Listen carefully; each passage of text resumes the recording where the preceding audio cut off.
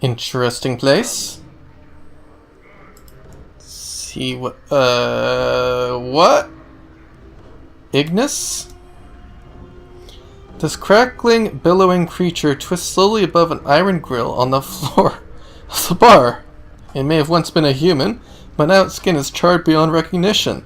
Streams of fire form a wreath around the creature's body, and the flames lick at the few remaining pockets of flesh, causing them to bubble and run like wax down the creature's skeletal frame. Greetings? Yeah, that's my reaction too. I don't think we're going to examine quite yet.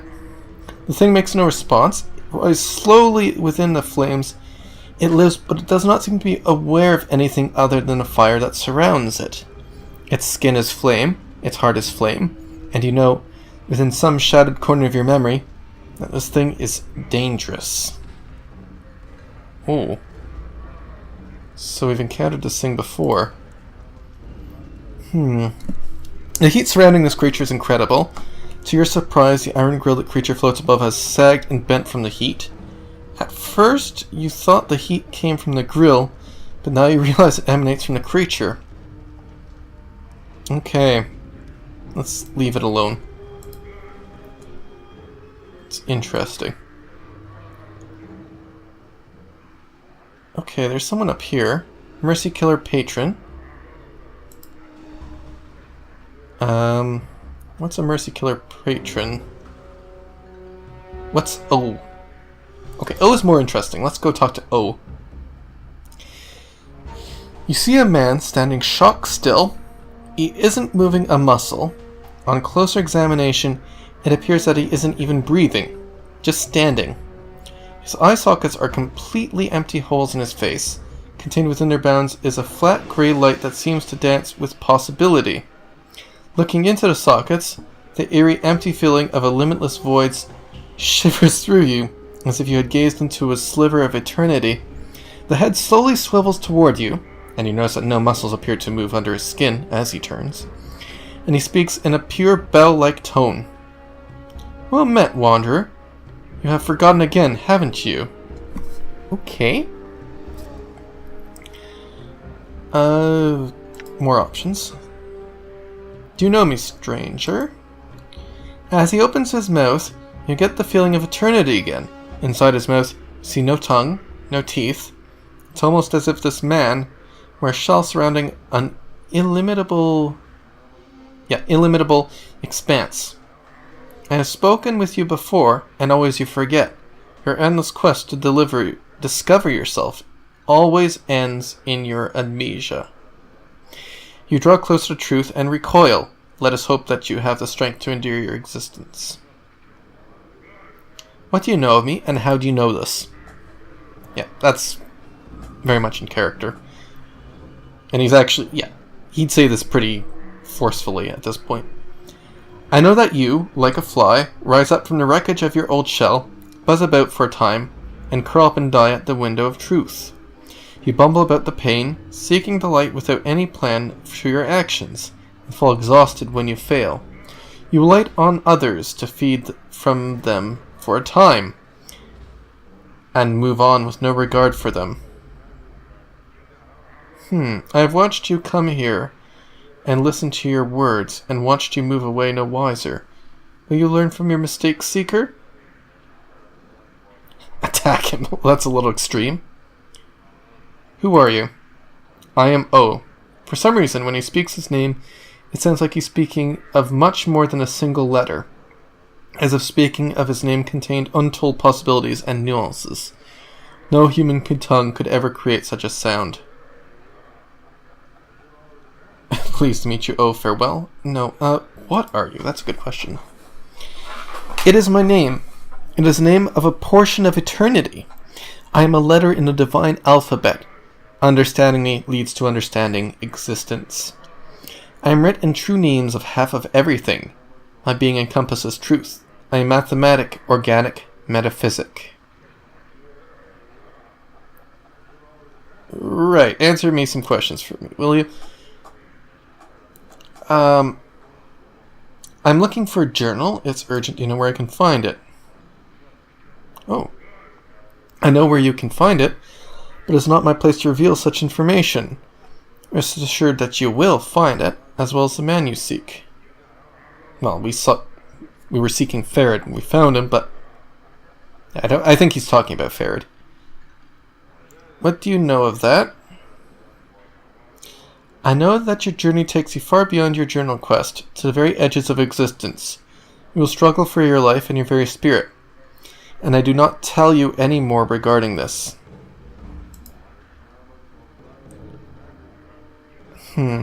Tell me about yourself? No, we've already done that. Yeah, we'll just say farewell. Done. Yeah, not really sure what to think about that.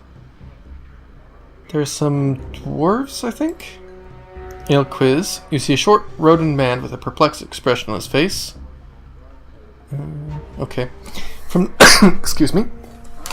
From the lines on his loose skin, it looks like it's not too uncommon. He carries a flagon of ale that looks like it's in the process of being emptied, rapidly. In between swallows, he speaks in a gentle voice, so quiet that you can barely hear his words. Hello, traveler. My name is Ilquix. Can I be of some assistance to you? I'd like to ask you some questions. Who is that burning man? That? Ha! That is the last unfortunate who chose to exercise his individual will without the strength to go back up his desires. His name is Ignis, and he is, or was, a pyromaniac. He burned and didn't burn the right people, and wound up channeling more raw power than he could control. Now, well, you can see what became of him. If you wish to learn more of him, perhaps that poor creature Drusilla can help you. I see. Can you tell me of the patrons of this place? The patrons of this tavern are many and varied. I've spoken with most, and find them delightful, with the exception of those creatures of law. He gestures toward a pair of Abishai sitting in the corner. They taint the air with their presence, lending an unwholesome stench to an otherwise pleasant environment. I recommend speaking to Barkis. I understand he requires some aid with a trifling matter. Then we have that O character. I'm still trying to understand him fully. It's quite an undertaking, if I do say so myself. Yeah, if I do say so myself. Those are the folk of interest here. The others, well, perhaps I'm too discriminating.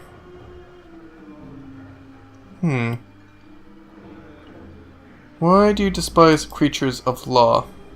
Ah, a fine question, my friend. Map bringing has been on the chaotic side of the Great Ring. You may speak to Candrian Ilborn, a misnomer if I ever heard one, of the plains. He fancies himself a great planewalker. To return from my digression, I've lived my many years with chaos, and find it pleasantly agreeable. To me, the taint of law, as in those creatures there, is reprehensible and tyrannical. If I am to be crushed underfoot, I'd rather it be by an individual than a machine that knows nothing of emotion.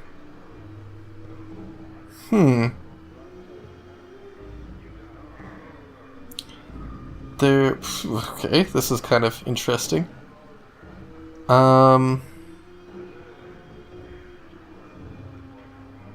So I could lie or tell the truth that I agree or disagree. And, oh, okay, there are a few others. Well, what does our character think? I think he does actually agree with that. And I think he would say as much. Ilquist smiles toothily, his red cheeks barely moving. To each his own, I say. Do you have more questions? Nah. Very well. So there's a quest here, but there are other characters. Barkis, Alice, Dakin. Alright. Barkis. Alright. His teeth seem sharp and normal. His voice is nasal and clipped. You again, eh? What do you want this time? Alright. He knows us.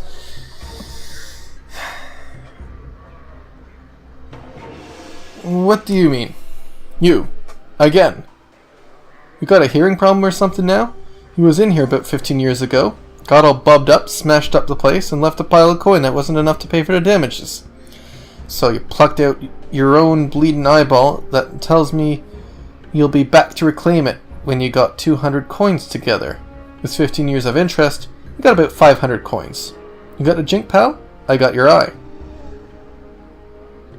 What? What?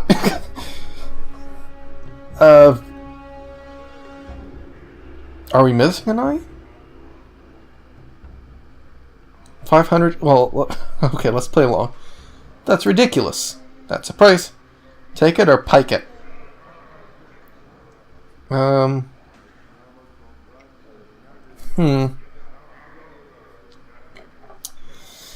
Okay.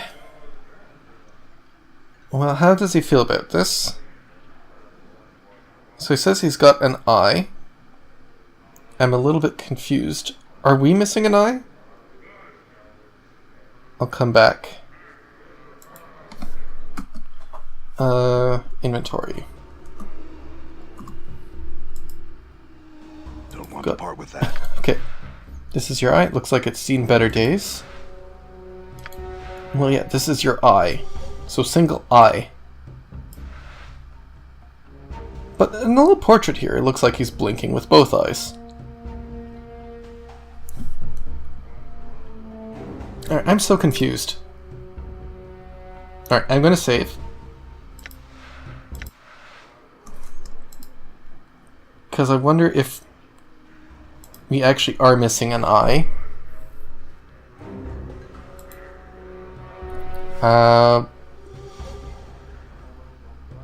Sure? It's a deal.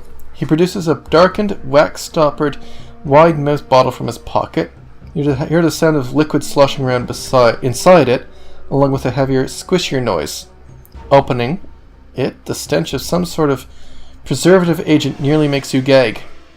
Floating in the viscid muck is an eyeball. You'd better figure out what you want to do with that, now that you've exposed it here. You might as well put a pickled egg in a jar for all the good it'll do you. Make up your mind, Cutter. Pickled egg or not? Okay, so we could tear out the eyeball and place this one in the socket, or watch it rot. Alright, let's give it a try. So weird.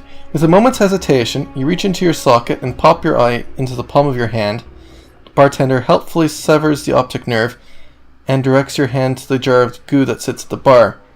You deposit your eye in the preservative, wrap your fingers around the old one, and slide it into your empty socket. The pain of this entire operation is incredible. It's an incredible operation indeed. After a moment, though, you can feel the optic nerve reattaching itself into this new eye, and suddenly you are hit by a flash of memory. Huh. Memory flash. A vast expanse of chaotic, ever-changing wasteland stretching before you. A group of humanoid vultures plummeting toward you, cruel weapons ready to strike, and your own shining blade clutched tight in your fist.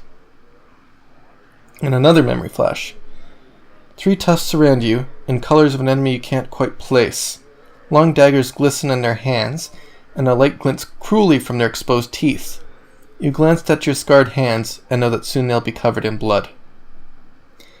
Another memory flash. An enormous frog-like creature comes bounding over through and under chaos stuff, headed for you with a mouth full of teeth. You hurl your javelin through the shifting matter and pin the creature to a sudden stone plinth. Oh, okay. I don't want to click more yet. Well, I can scroll back up. You have recalled some of your lost fighting skills. Alright, so we've got chaotic, ever-changing wasteland. We've got chaos stuff. And we've got an enormous frog creature, and we've got 3 tufts surround you that we presumably killed. I don't know what any of that means. Proficiency points increased permanently.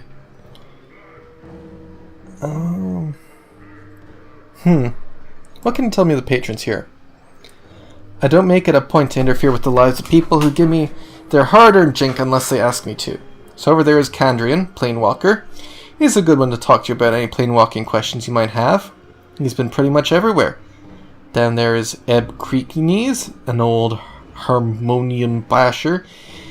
Don't hold that against him. And a Tout. He's got a good heart in him, and he knows Sigil up and down. Them fiends over there are Aethelgrin and Tagarin. Word of advice, don't deal with them. They might be low rankers in the fiend hierarchy, but they're still fiends. And then you got Ilquix over there, not trustworthy, and some mercy killers looking for some poor sod. Dakin and the Githzerai is a mystery to me. I don't know much about him. He don't talk much. Finally, you interested in earning some free bub? Okay,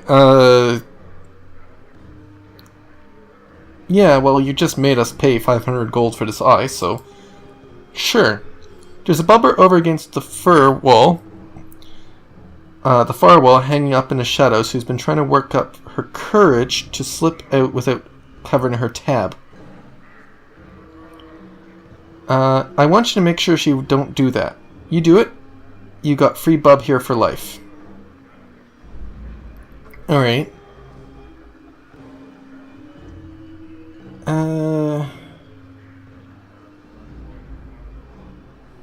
Yeah. I'd rather not. Answer me some... yeah, I don't think we're gonna take this. This is kind of a... I think this seems a little bit... well... I think our character thinks it's a bit below him. Actually. Forget it. Farewell. Okay. Then we've got Eb Creeknees.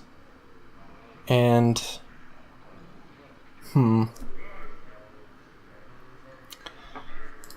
Let's talk to... Oh, I don't know. There's so many characters here. Let's talk to Alice next.